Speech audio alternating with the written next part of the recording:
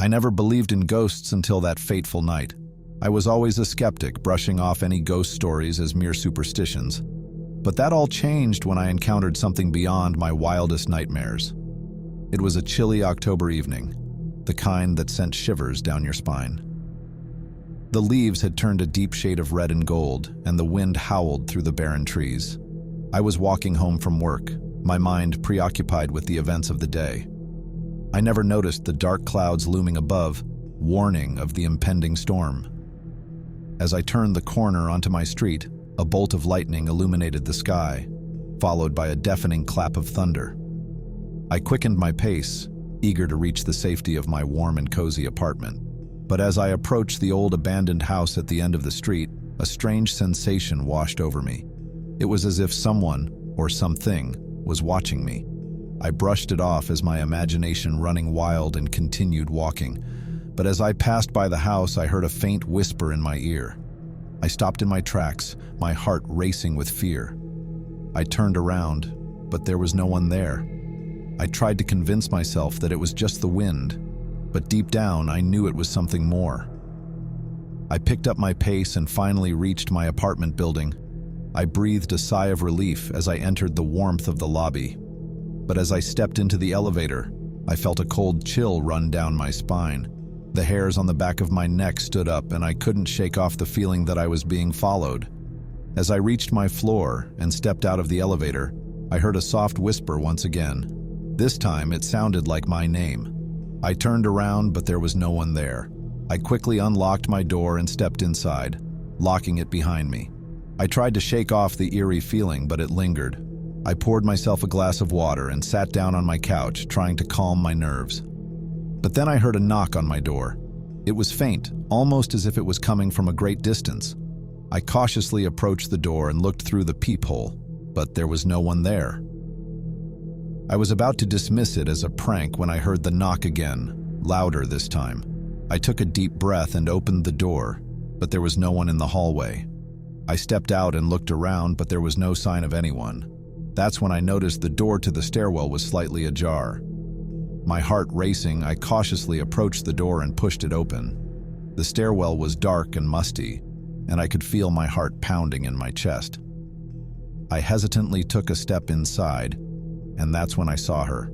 A young girl, no older than 10, was standing at the bottom of the stairs, staring at me with hollow eyes. I couldn't move, couldn't speak, as she slowly started to ascend the stairs. Her movements were slow and deliberate, and with each step, I could feel the temperature dropping. I wanted to run, to scream, but I was frozen in fear. She finally reached the top of the stairs and stood before me, her ghostly figure emanating a pale light. I could see right through her, and yet she seemed so real. She opened her mouth and let out a blood-curdling scream, and that's when I realized I was not alone. All around me I could see the spirits of the deceased, their faces contorted in agony and pain. They were reaching out to me, their moans and whispers filling the air. I stumbled backward, trying to make my way back to my apartment, but I couldn't move. I was trapped in this nightmare. The little girl continued to scream, and I could feel my head throbbing with pain. Suddenly, the spirits started to move closer, their hands reaching out to me. I closed my eyes and prayed for it to end, but the screams and whispers only grew louder. Just when I thought I couldn't take it anymore, everything went silent. I slowly opened my eyes, and to my horror, I was standing in the middle of a graveyard. The spirits were gone, and the little girl was nowhere to be seen. I looked around in disbelief, trying to make sense of what just happened. That's when I saw her, standing in front of a large, ornate tombstone. She was no longer screaming, but her eyes were filled with sadness. I approached her cautiously, and as I got closer, she turned to face me. "I'm sorry," she whispered. "I didn't mean to scare you." I was speechless. The little girl, who just moments ago was screaming and causing chaos, was now apologizing to me. "I've been trapped here for years," she continued. "I need your help to move on." I didn't understand what she meant, but I knew I had to do something. She led me to her tombstone and pointed at it. As I read the inscription, I realized that she had died in a tragic accident in the very house I passed by earlier that night. She had been trying to communicate with me, but I was too scared to listen. She explained that her spirit was stuck in this world, unable to move on to the afterlife. She needed someone to help her find closure so she could finally rest in peace. I promised her that I would do whatever I could to help, and with that, she disappeared. I was back in my apartment, the sound of thunder and rain filling my ears. I couldn't believe what just happened, but I knew I had to do something.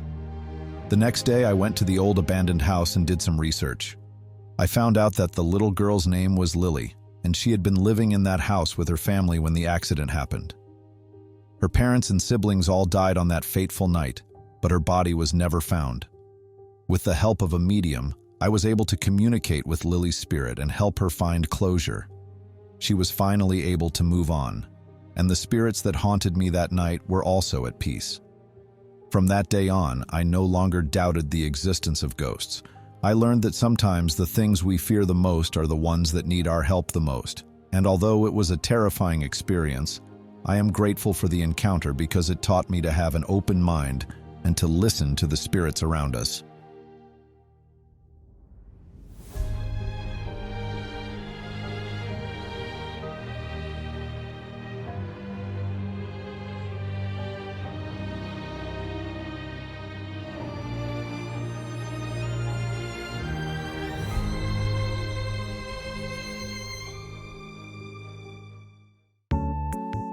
Alright guys, that was it for today. Please leave a like if you enjoyed the video. If you have a story you want me to tell or an idea, please let me know in the comments. See you next time.